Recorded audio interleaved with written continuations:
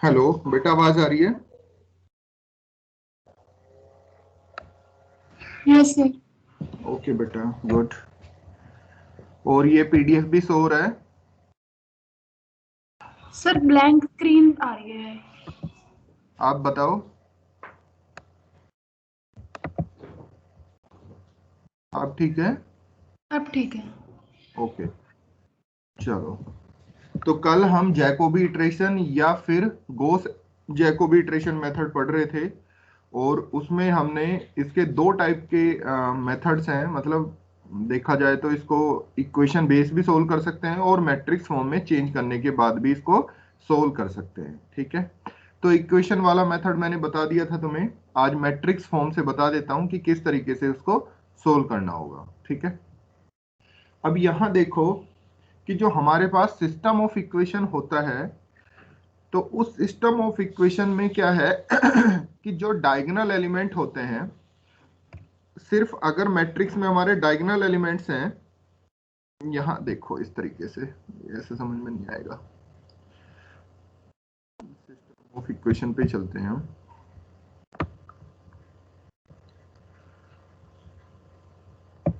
यहां आ जाओ तुम, ये रहा। ठीक है, ये तुम्हारा सिस्टम ऑफ इक्वेशन था। इस सिस्टम ऑफ इक्वेशन को हमने क्या कर लिया, मैट्रिक्स फॉर्म में चेंज कर लिया। तो एक मैट्रिक्स ए बन जाएगी जिसके एलिमेंट होंगे A11 A12 A1n। Second row is A21 A22 A2n and third row is AN1 AN2 ANn। ये हमारी मैट्रिक्स ए है। इस मैट्रिक्स ए में अगर मैं एक इसकी सब मैट्रिक्स बनाऊं और उस सब मैट्रिक्स में इसके सिर्फ डायगोनल एलिमेंट्स लिखूं और जो बाकी के रेस्टिंग एलिमेंट हैं वो क्या कर दूं, मैं जीरो कर दूं, तो उसको डायगोनल मैट्रिक्स डी बोल देंगे। ठीक है, सिमिलरली अगर इसके लोअर एलिमेंट लिखें हम, लोअर एलिमेंट का मतलब यहां पर ये है कि A21 लिख रहे हैं हम। क्या हो गया?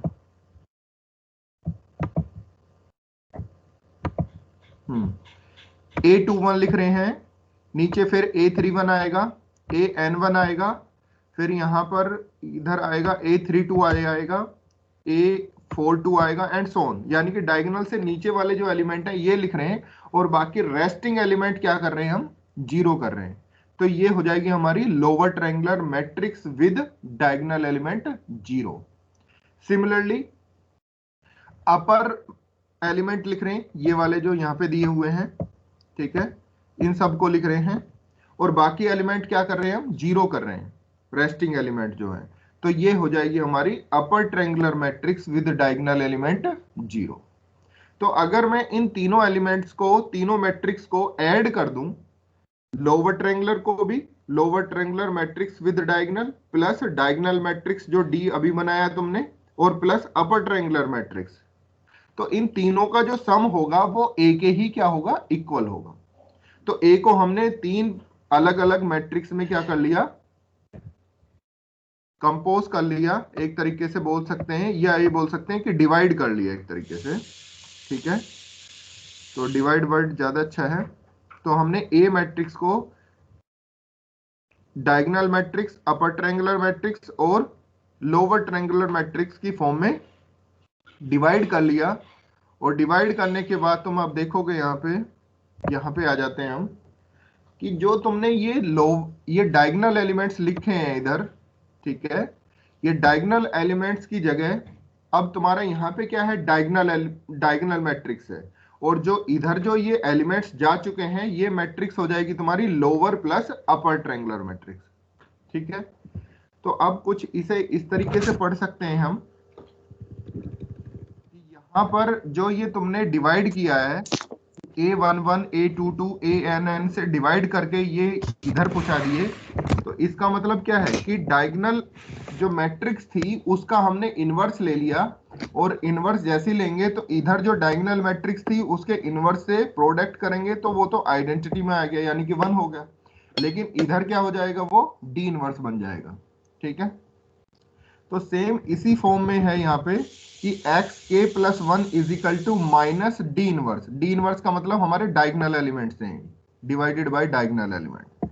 तो डी इनवर्स प्लस अब ये लोअर ट्रायंगुलर मैट्रिक्स के एलिमेंट है प्लस अपर ट्रायंगुलर मैट्रिक्स के एलिमेंट है, तो इसको L प्लस यू लिख लिया। और x के का मतलब ये kth इटरेशन था हमारा, ठीक है। माइनस बी तो एज इट इज रहेगा, लेकिन जब इसमें मल्टीप्लाई होगा माइनस से माइनस प्लस हो जाएगा, और ये 1/a11 1/a22 और 1/ann से मल्टीप्लाई करेंगे हम, तो ये मल्टीप्लाई करके बन जाएगा डी इनवर्स बी की फॉर्म में, ठीक है। तो तुम्हें क्या करना है, अब पहले तो ये जो इक्वेशन थी उस इक्वेशन को एज इट इज लिखो। जो इक्वेशन थी हमारे पास उस इक्वेशन को एज इट इज लिख लो, एन इक्वेशन जो थी अभी जो तुम्हें दिखा रहा था। उसके बाद लिखो ax is equal to B, now convert in matrix form ax is equal to B, ax is equal to B. अब a को डिवाइड कर लो कि l plus D plus U into x is equal to B, और लिख दो where L is equal to lower triangular matrix with diagonal element 0. D is the diagonal matrix, and U is the upper triangular matrix with diagonal element 0. और lower triangular matrix में भी clear लिख दो कि diagonal element 0, उससे ऊपर की entry 0 और नीचे की एलिमेंट लिख लो A21, A31, A41 and so on AN1। इसी तरीके से जो भी एलिमेंट्स हैं उसको कंप्लीट लिख लो। डायगोनल पे A11, A22, ANN ये लिख लो। अपर ट्रायंगुलर मैट्रिक्स में जो डायगोनल एलिमेंट्स हैं वो 0 हो गए, नीचे की एलिमेंट जो डायगोनल से नीचे के एलिमेंट हैं वो भी 0 हो जाएंगे, अपर एलिमेंट बचेंगे वो लिख लो। और B तो तुम जानते ही हो, B1, B2, B3, Bn तक। तो इस तरीके से लिखने के बाद क्या हो गया तुम्हारे पास कि L plus D plus U into x is equal to B आ गया। अब ये d इंटू एक्स तो लेफ्ट में रखो और बाकी राइट साइड में पहुंचा दो L प्लस डी। तो जब इसको राइट साइड में लेके जाएंगे हम, तो ये हो जाएगा हमारे पास कि D X is equal to minus L plus D into X plus B, ठीक है। अब यहाँ पे इटरेशन यूज कर दो now in the form of iteration, तो ये हो जाएगा डी एक्स के plus 1th iteration is equal to minus L plus U into X kth iteration और plus B as it is. अब इसका क्या करना है, हमें इनवर्स ले लो। तो जैसे ही तुम इनवर्स लोगे तो तुम्हारे पास यही फॉर्म बन के आ जाएगी, ये जो यहाँ पे लिखी हुई है, ठीक है। तो ये तो हो गया कि किस तरीके से ये डेवलप हुआ। तुम्हें याद क्या रखना है, इस क्वेश्चन को सोल्व करने के लिए तुम्हें याद रखना है ये फॉर्मूला जो यहाँ पे लिखा हुआ है कि एक्स के plus 1 is equal to minus D inverse L plus U x के प्लस डी इनवर्स बी, ये तुम्हें याद रखना है। यहां पर इसको हम लिख सकते हैं एच एक्स के plus C, where H is minus D inverse L plus U, और C हो गया हमारे पास D inverse B। K goes 0 1 2 3 4 5, ये लिखा भी है H is equal to minus D inverse L plus U, और C की वैल्यू आ गई D इनवर्स B, ठीक है। यहां तक मुझे नहीं लग रहा किसी को कोई डाउट होगा। अगर डाउट होगा तो ये हो सकता है कि सर ये फॉर्मूला कैसे आया, तो कैसे आया इसके लिए मैंने तुम्हें अभी बताया कि जो A मैट्रिक्स है उसको 3 पार्ट में डिवाइड कर लो, L plus D plus U में, ठीक है, into x is equal to B, और फिर d इंटू एक्स लेफ्ट में रखो, बाकी को राइट साइड ले जाओ और उसमें इटरेशन यूज कर लो, तो तुम्हारा यही फॉर्मूला बन के आ जाएगा, ठीक है। तो ये तुम्हें फॉर्मूला याद रखना पड़ेगा, जब तक ये फॉर्मूला याद नहीं होगा तब तक ये क्वेश्चन सोल्व नहीं होगा। हाँ, अब कुछ के दिमाग में देखो यहाँ पे लिखा हुआ है, ये देख लो, ये लिख रहा है ना, and L and U are the respectively lower and upper triangular matrix with diagonal element 0, and D is the diagonal matrix such that A is equal to L plus D plus U। तो उसी से solve किया हुआ है। अब देखो यहाँ पे जो ये क्वेश्चन था, इस क्वेश्चन को देखते हैं एक बार। इस क्वेश्चन में ये हमें एक मैट्रिक्स फॉर्म में, सॉरी इक्वेशन फॉर्म में ये क्वेश्चन दिया हुआ है, लेकिन सोल्व करना है हमें मैट्रिक्स फॉर्म से। कल इसको हमने सोल्व कर लिया था इक्वेशन फॉर्म से। तो अब देखते हैं, सबसे पहले तो मैट्रिक्स फॉर्म में कन्वर्ट करते हैं। तो ax इजिकल टू बी आ जाएगा, वेयर a इज 4 1 1 1 5 2 एंड 1 2 3। ये तुम्हारी ए इक्वेशन बन गई, ए मैट्रिक्स बन गई। बी मैट्रिक्स जो बनेगी वो बन जाएगी कॉलम मैट्रिक्स होगी 2 -6 -4, और x जो मैट्रिक्स होगी वो होगी कॉलम मैट्रिक्स होगी, वो भी x1 x2 x3। ठीक है, अब यहां पर हमें एल डी और यू को बनाना है कि किस तरीके से ये एल डी यू बनेंगे। तो सबसे पहले तो डी को बना लेते हैं। ठीक है, तो डी होगा डायगोनल एलिमेंट्स, तो ए के डायगोनल एलिमेंट से ही बनेगी। तो ए क्या है हमारे पास, वो तुम्हें पता है। अब उसके डायगोनल एलिमेंट्स क्या है, 4 5 3, ये है ना 4 5 और 3। इन तीनों से डायगोनल एलिमेंट्स बन गए। डायगोनल मैट्रिक्स अदर एलिमेंट क्या हो जाएंगे, जीरो हो जाएंगे। तो तुम देख रहे हो यहाँ पे ये हमारी डायगोनल मैट्रिक्स आ गई। ठीक है, अब lower triangular matrix with diagonal elements zero बनाएंगे। तो लोअर ट्रायंगुलर मैट्रिक्स, पहली बात तो डायगोनल जीरो, तो डायगोनल जीरो कर दो। और लोअर में, लोअर मैट्रिक्स में अपर जो एलिमेंट होते हैं वो जीरो होते हैं, तो इनको भी जीरो बना दो। ठीक है, ये जीरो बना दिए। बाकी बचते हैं अब ये नीचे वाले एलिमेंट। तो नीचे वाले एलिमेंट यहाँ पे देखो, ये एलिमेंट 1 है, ये कितना, ये 1 है, और ये कितना 2 है। तो यहाँ पे फिल कर दो, 1 1 2 आ गया। ठीक है, सिमिलरली अपर ट्रायंगुलर मैट्रिक्स बनाओ। तो अपर triangular matrix with diagonal element zero, तो डायगोनल पे जीरो रखो। और अपर में ये होता है कि डायगोनल से नीचे वाले एलिमेंट क्या होते हैं, जीरो होते हैं, तो वो मैंने जीरो कर दिया यहाँ पे। और अपर में कितना है यहाँ पे, एक तो 1 है इधर, ये भी 1 है, और ये कितना 2 है। तो ये हमने 1 1 2 यहाँ पे फिल कर दिए। तो अब तुम देख रहे होगे ये एल डी यू मिल गया हमें। इस L plus D plus you करेंगे, अगर हम तीनों को ऐड कर दें तो मेरी A ही मैट्रिक्स बन के आ जाएगी, जो ये A मैट्रिक्स है। ठीक है, तो ये कंडीशन फुलफिल होनी चाहिए कि A is equal to L plus D plus U होना चाहिए। तो अब नेक्स्ट काम हमारा क्या है कि हमें H फाइंड आउट करना है। क्यों, क्योंकि हमारे पास फॉर्मूला है कि एक्स के plus 1 is equal to H x के प्लस सी, और H की वैल्यू कितनी है तुम्हारे पास, minus D inverse L plus U है। ठीक है, और C की वैल्यू है डी इनवर्स बी है। ठीक है, तो मैं यहाँ पे वैल्यू पुट करूंगा और उसके बाद के इज इक्वल टू 0 1 2 3 रखूंगा, और उसके बाद इटरेशन मिल जाएंगे मुझे। तो अब H की वैल्यू मुझे फाइंड आउट करनी है।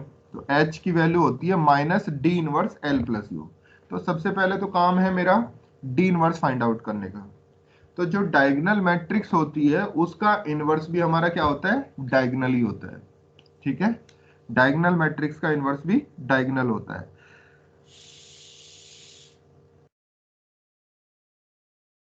तो लिख लो, we know that inverse of diagonal matrix is also diagonal matrix.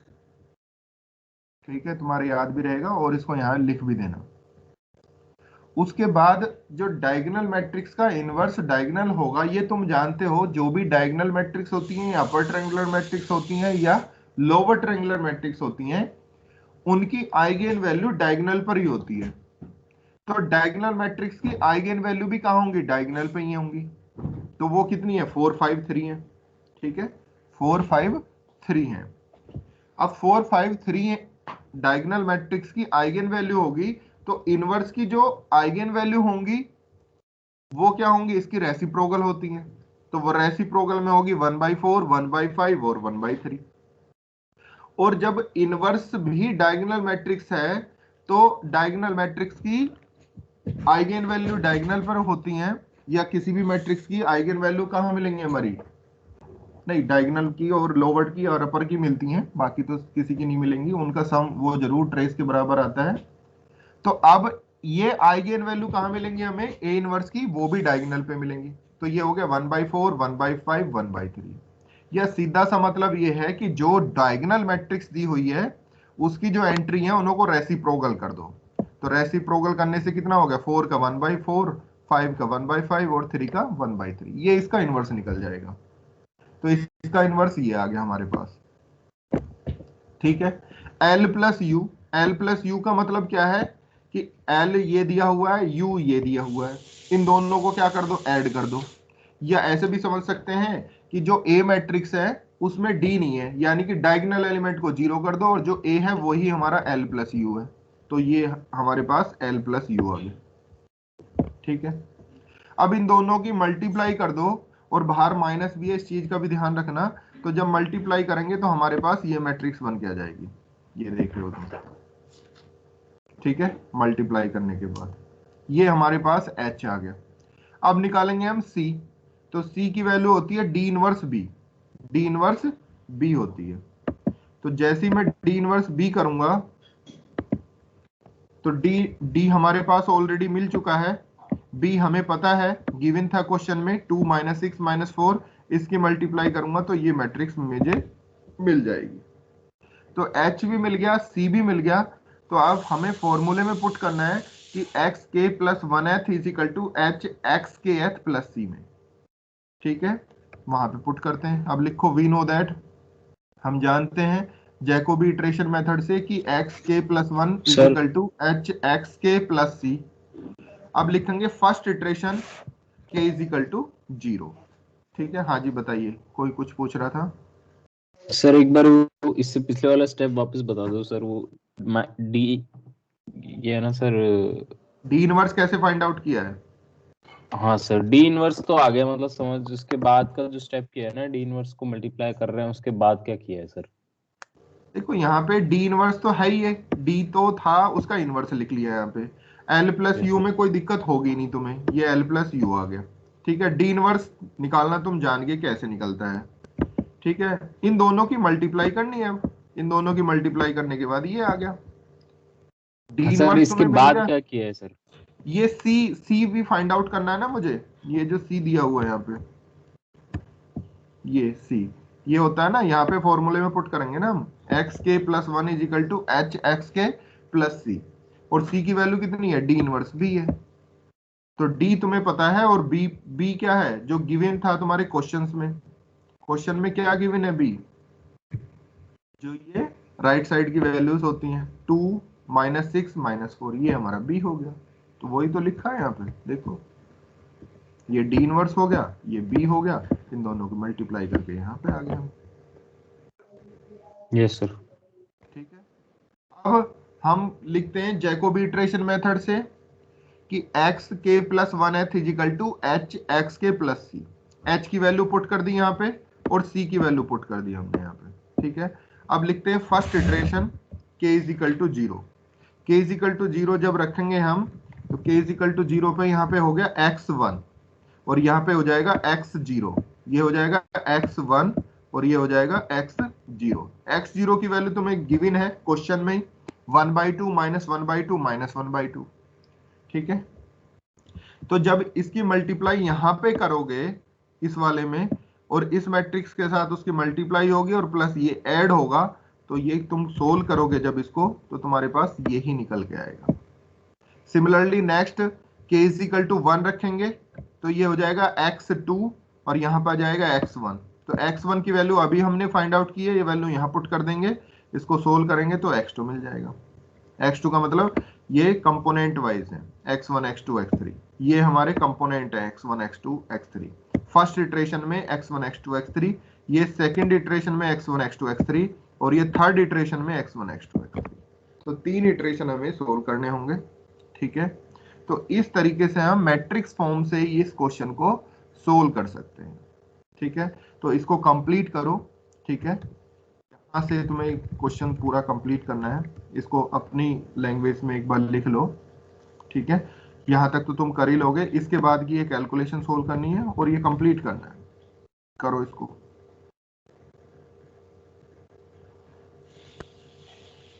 मैंने पहले भी बताया था न्यूमेरिकल मेथड्स में मेरा बहुत कम काम है, तुम्हारा बहुत ज्यादा काम है।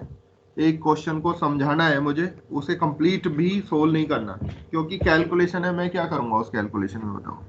कैलकुलेशन तुम्हें ही करनी होगी ना वो, मैं तो तुम्हें मेथड बता सकता हूँ कि हाँ क्या क्या स्टेप उसमें यूज करने हैं। तो करो इसको सोल्व जरा। सर हाँ जी बोलो बेटा। इससे तो हमें अप्रोक्सीमेट सॉल्यूशन मिलता है ना? हाँ बेटा, अप्रोक्सीमेट सॉल्यूशन मिलता है। जब हमारे पास गॉस जॉर्डन गॉस एलिमिनेशन जैसे मेथड है जिसमें एग्जैक्ट सॉल्यूशन मिल रहा है, तो फिर इस सिस्टम इस फॉर्मूले की जरूरत क्या है फिर? बेटा जरूरत इसलिए पड़ी कि अभी तुम्हारे पास क्या है यहाँ पर तीन ही वो हैं, क्या बोलते हैं, तीन इक्वेशन है। अगर सपोज करो हमारे पास आ जाए n क्रॉस n की या 100 क्रॉस 100 की इक्वेशन आ जाए, तो कैसे सोल्व करेंगे फिर हम उसको? और ये कोई जरूरी नहीं है कि हर प्रॉब्लम को हम सोल्व कर सकते हैं गॉस एलिमिनेशन मेथड से। हो सकता है जहां पे इनफाइनाइट सॉल्यूशन होंगे तो वहां कैसे सोल्व करेंगे उसको, वो तो उसी को बता पा रहा है ना जो यूनिक सॉल्यूशन है जहां पे। ठीक है ना, ओके जहां सर। पे यूनिक सॉल्यूशन है वहीं तो बता पा रहा है वो सॉल्यूशन। तो इसलिए इंजीनियरिंग सब्जेक्ट में, या ये कह दो कि फिजिक्स की और बड़ी प्रॉब्लम्स के लिए हमें इसकी जरूरत पड़ी कि हमें एग्जैक्ट सॉल्यूशन में बिलीव नहीं है, हमें तो बस ये है कि हमें सॉल्यूशन का थोड़ा सा नेचर पता लग जाए कि कहां पे वो कन्वर्ज कर रहा है। समझ गए? ओके सर, थैंक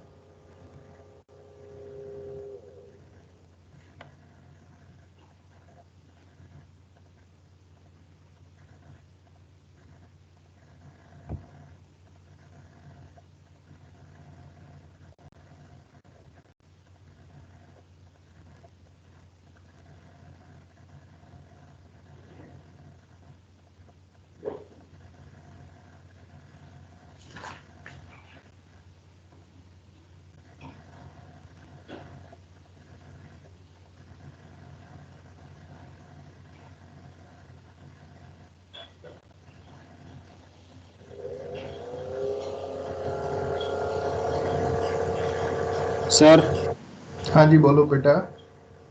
सर हमने इसे एच और सी को उस इक्वेशन में डाल दिया, एक्स हाँ की k plus one iteration equals to H की एच हाँ इंटू एक्स हाँ की हाँ kth iteration plus C. Sir अब ठीक। इसके बाद क्या करना है? इसके बाद लिखेंगे हम first iteration, where K okay is sir. Equal to 0।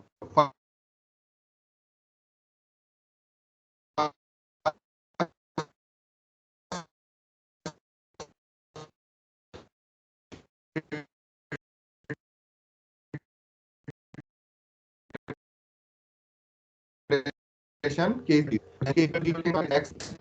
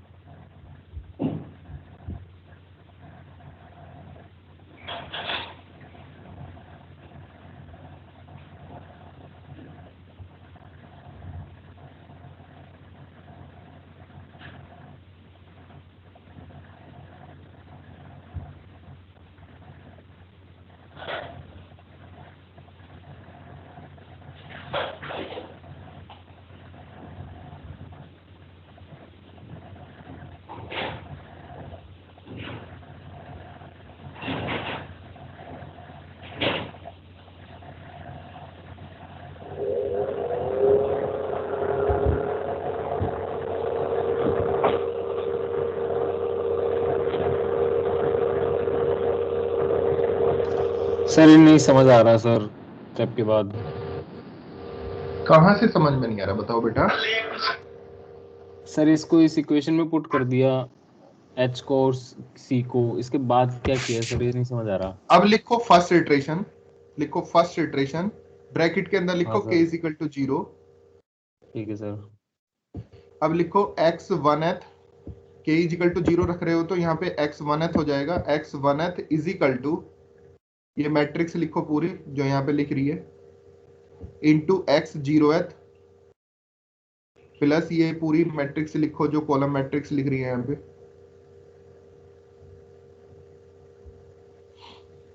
क्या हो रहा है यार?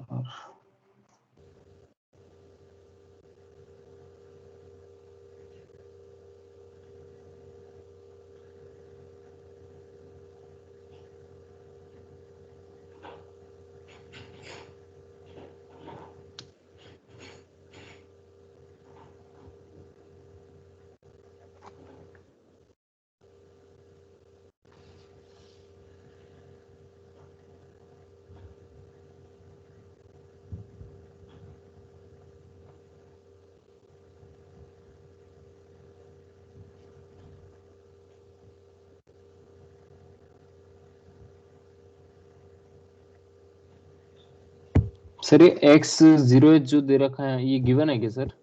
हाँ ये गिवन है क्वेश्चन में ऑलरेडी, ये ट्रांसपोज है तो यहाँ पे रो ट्रांसपोज है तो कॉलम बन जाएगा ये, तो कॉलम वाइज लिख लो इसको, ठीक है। फिर मल्टीप्लाई करो ये h की और x नॉट की मल्टीप्लाई कर लो, मल्टीप्लाई करोगे जैसे तो एक कॉलम वेक्टर बन के आएगा तुम्हारा, और प्लस अगेन ये कॉलम वेक्टर यहाँ पे दिया हुआ है इसके साथ उसको ऐड कर लो, जैसे ही ऐड करोगे तो तुम्हारा ये अगेन एक कॉलम वेक्टर मिल जाएगा तुम्हें, ये वाला यहाँ पे।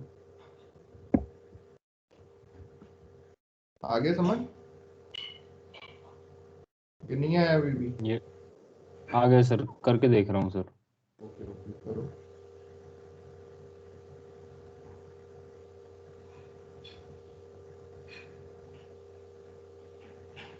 सर हाँ बेटा, मेरा ये 0.75 और लास्ट वाला -1.6667 तो आ रहा है, लेकिन सेंटर वाला नहीं आ रहा -1.1। एक बार चेक करो, देखो मैट्रिक्स यही है, चेंज तो नहीं है कुछ? नो सर, सब देख लिया कैलकुलेटर से किया पर फिर भी मैच ही नहीं हो रहा। अच्छा एक बार मुझे सेंड करो फिर मैं देखता हूँ। Okay sir.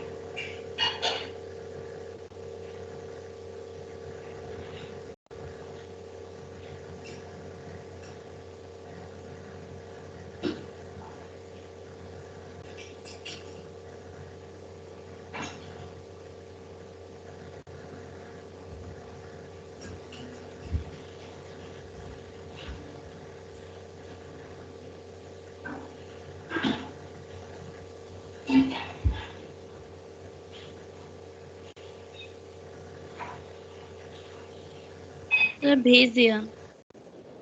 ठीक है मैं देख रहा हूँ बेटा।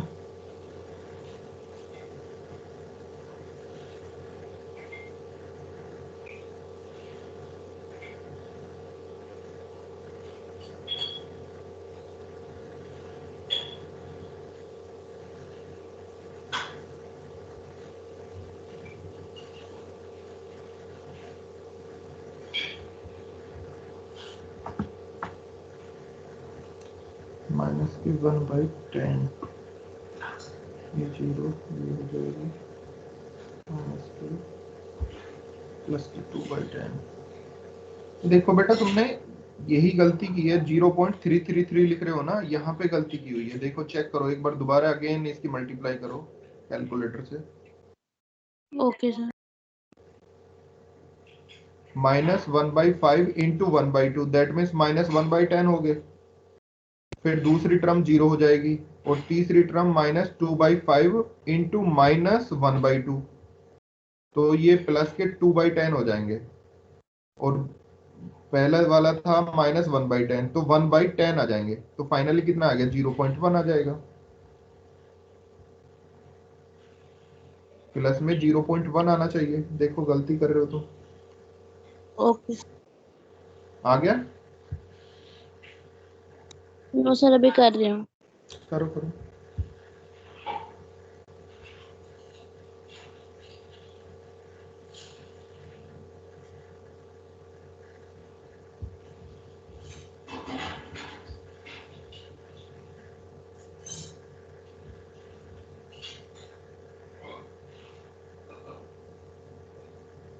आ गया सर।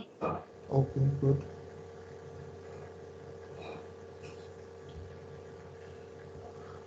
फर्स्ट इटरेशन हो गया बेटा सभी का। किसी को कोई डाउट हो फर्स्ट इटरेशन तो बताओ मुझे।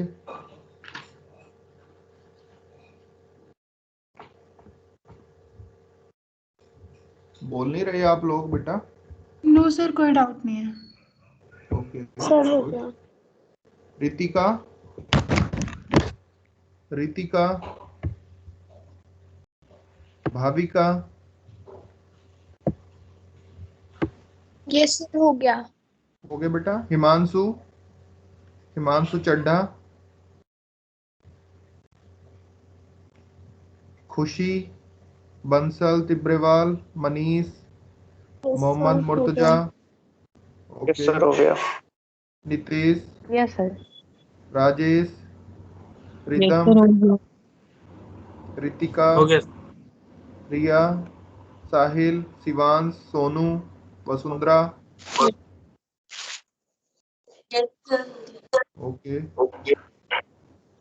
यशांक, युवराज,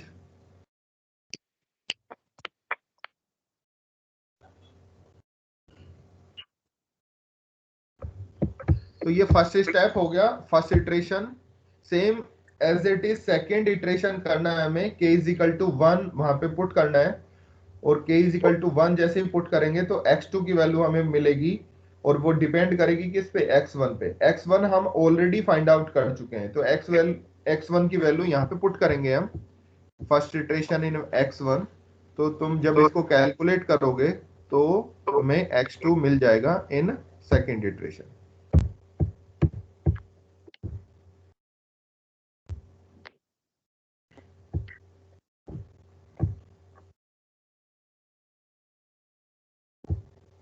करो फाइंड आउट इसको, कंप्लीट करो एक क्वेश्चन। नेक्स्ट क्वेश्चन मैं भी तुमसे कराने जा रहा हूं, मैं ध्यान रखना अगर नहीं किया तो वहां पे दिक्कत आएगी फिर।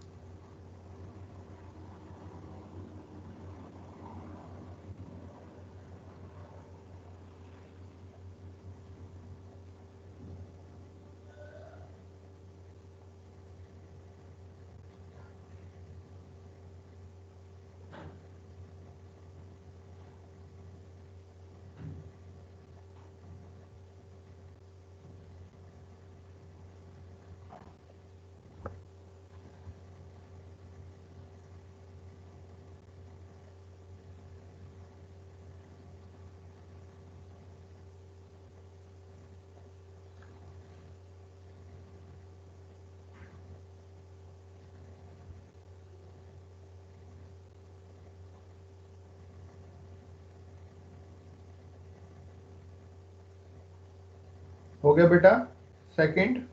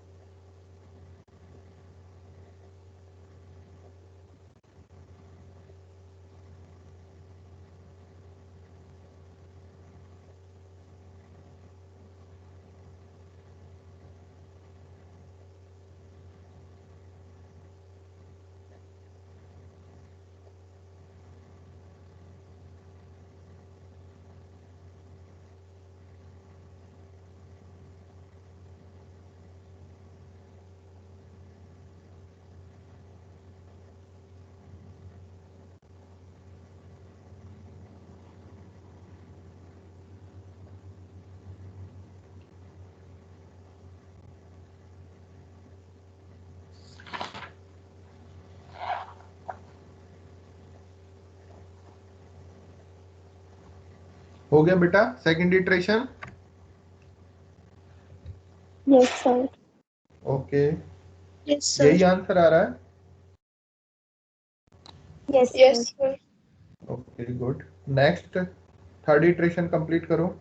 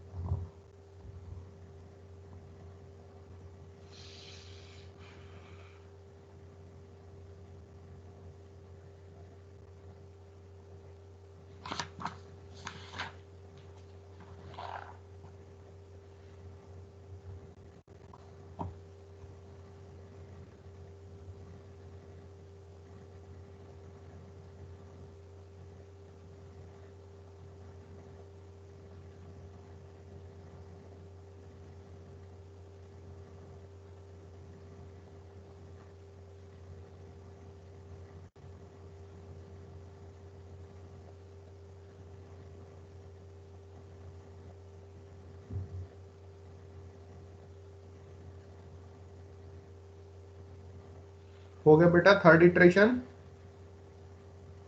Yes, sir. Yes, sir. Complete? Answer match कर रहा है? Yes, Yes, sir. sir. Yes, sir. Okay तो बेटा ये 3 इटरेशन के लिए ही बोलता है मोस्टली, क्वेश्चन में तुम्हें 3 इटरेशन के लिए ही कहा जाएगा, 3 से ज्यादा नहीं कराएगा। तो इस तरीके से तुम 3 इटरेशन कर सकते हो। अब क्वेश्चन कैसे आएगा वो सिर्फ ये बोलेगा तुम्हें कि इसको गोस जैकोबी इटरेशन मेथड से सोल्व करो। ये तुम्हारी चॉइस होगी कि तुम्हें उसको मैट्रिक्स फॉर्म से सोल्व करना है या फिर इक्वेशन फॉर्म से सोल्व करना है। ठीक है, अब दोनों में क्या डिफरेंस है, किससे तुम्हें सोल्व करना चाहिए? ठीक है, तो इसके लिए मैं थोड़ा सा बता दूं तुम्हें कि यहाँ पर जो इक्वेशन फॉर्म से तुम सोल्व कर रहे हो और सपोज करो 10 मिनट में तुम क्वेश्चन सोल्व कर पाते हो, ठीक है, तो तुम ये मान के चलो कि 10 मिनट में अगर टोटल टाइमिंग तुम लगा रहे हो उस क्वेश्चन में, तो 3 मिनट एक स्टेप पे तुम्हें लगने ही है। एक इटरेशन में 3 मिनट लगने ही लगने हैं, और वो इक्वल टाइम जो है तीनों स्टेप में तुम्हारा लगता चला जाएगा। लेकिन इन मैट्रिक्स फॉर्म में क्या होगा कि तुम्हें कम से कम 5 या 6 मिनट स्टार्टिंग के लगेंगे, जब तक कि तुम्हारा कोई इटरेशन वहां पे नहीं आएगा, क्योंकि तुम्हें एच भी निकालना है, उससे पहले D inverse L plus U C ये सब फाइंड आउट करने होंगे, और उसके बाद ही तुम फर्स्ट इटरेशन पे पहुंच पाओगे। लेकिन जैसे ही तुम फर्स्ट इटरेशन निकालोगे तो सेकंड और थर्ड में तुम्हें फिर टाइम नहीं लगने वाला। तो ये मान लो कि 6 मिनट तक तुम्हें कुछ नहीं मिलने वाला, कोई भी इटरेशन नहीं मिलेगा, उसके बाद ही मिलेंगे वो। ठीक है, तो मेरी राय तो ये है, वैसे करने के लिए तुम्हारी इच्छा है, किसी से भी तुम सोल्व कर सकते हो जैसे तुम्हें अच्छा लगे। मैट्रिक्स फॉर्म से थोड़ा सा ये है कि यहाँ पे गलती होने के चांसेस कम है, इक्वेशन फॉर्म में थोड़ा सा गलती होने के चांसेस बढ़ जाते हैं। लेकिन वहां पे ये है कि तुम 3 मिनट में ही तुम्हारा एक इटरेशन आ जाता है। कई बार ऐसा होता है ना कि हमारे पास टाइम कम है और मतलब क्वेश्चन भी ज्यादा है, तो एक हम 3 इटरेशन पूरे कंप्लीट नहीं करना चाह रहे, 2 इटरेशन ही कंप्लीट करना चाह रहे हैं, तो तुम 5 या 6 मिनट में वहां 2 इटरेशन कंप्लीट हो सकते हैं, जबकि यहाँ पर हो सकता है तुम्हारा एक भी इटरेशन कंप्लीट ना हो। तो ये तुम्हें देखना है, अपनी स्ट्रेटजी इस तरीके से बना के चलनी है।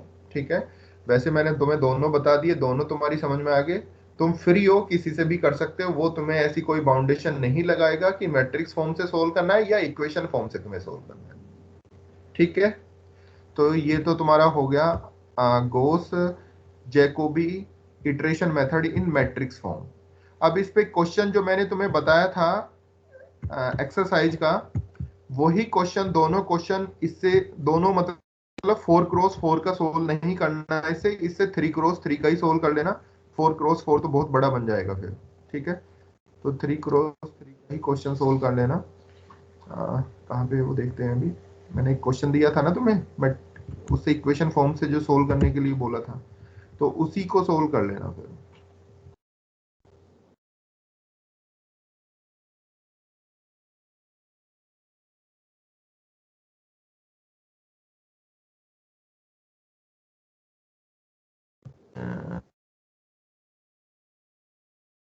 और 7 का फर्स्ट सेकंड दोनों पार्ट कर सकते हो, जो जैकोबी इटरेशन स्कीम से है। इसमें इनिशियली वेक्टर 0 लेके चलना है, जहां पर अभी जो तुम्हें दिया हुआ था 1/2 -1/2 -1/2, वो यहाँ पे 0 0 दिया हुआ है। क्वेश्चन नंबर 8 भी तुम कर सकते हो, इसमें भी कोई प्रॉब्लम नहीं है। क्वेश्चन नंबर 9 भी कर सकते हो, और क्वेश्चन नंबर 10 तो तुम्हारा चेंज हो जाता है, 10 जाएगा फिर सीडल के अंदर, तो इसको रहने देना बस। 7 8 9 तीनों क्वेश्चन कर सकते हो तुम। ठीक है, तो तीनों क्वेश्चन कर लेना, मैट्रिक्स फॉर्म से भी और इक्वेशन फॉर्म से भी। हाँ, अब बात आती है कि आंसर दोनों से तुम्हारा सेम आएगा, चाहे इक्वेशन फॉर्म से सोल्व करें चाहे मैट्रिक्स फॉर्म से सोल्व करें, आंसर में कोई डिफरेंस नहीं आएगा, दोनों से आंसर तुम्हारा सेम आएगा। ठीक है, तो ये मेरी तरफ से आज गोस जैकोबी इटरेशन मेथड कंप्लीट होता है। नेक्स्ट लेक्चर जब भी होगा वहां हम स्टार्ट करते हैं गोस सीडल मेथड। ठीक है, इसी तरीके से वो सोल्व करना है, इक्वेशन बेस और मैट्रिक्स फॉर्म में, दोनों तरीके से हम सोल्व करेंगे। उसमें एक माइनर सा चेंज है, एक माइनर सा चेंज जैसे ही हम कर लेंगे तो हमारा सीडल मेथड बन जाएगा, और सेम इसी तरीके से उसमें कैलकुलेशन है। ठीक है, अगर ये समझ में आ गया तो वो मान लो कि तुम्हारा 95% तो तुम्हारा काम हो चुका है, बस 5% तुम्हें थोड़ा सा अपडेट करना है। ठीक है, तो चलो आज हम अपनी क्लास को यहीं खत्म करते हैं। इसमें कोई डाउट हो किसी को तो पूछ ले, अदरवाइज नेक्स्ट क्लास में पूछ लेना। अगर तुम्हें लगता है कि अभी और हमें पढ़ना है या और कुछ देखना, किसी के माइंड में अभी कोई डाउट है तो वो पूछ सकते हैं। सर हाँ जी बोलो बेटा। इससे रिलेटेड तो नहीं है, पर मैंने आपको वो पहले सीकेंड मेथड भेजा था ना, वो आपने देखा? बेटा मैंने चेक नहीं किया होगा शायद, अगर मैंने उस पर कुछ नहीं बताया तुम्हें तो चेक नहीं किया होगा। फिर एक बार मैं देख लेता हूँ।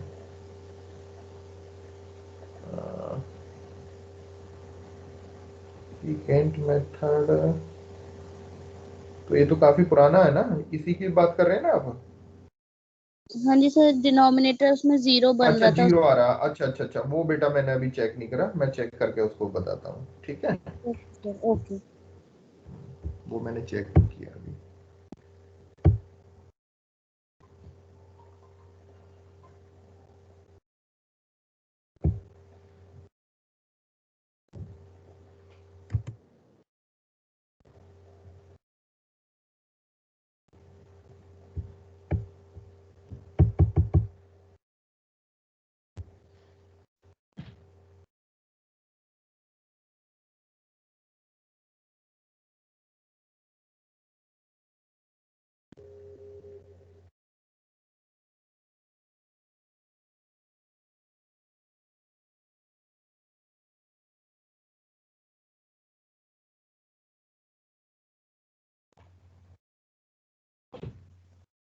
ठीक है बेटा, तुम्हारी अटेंडेंस आ चुकी है, अब लीव कर सकते हो आप। चलो ठीक है बेटा, okay bye bye, tata, take care. Thank you, sir. Okay बेटा, most welcome, God bless you.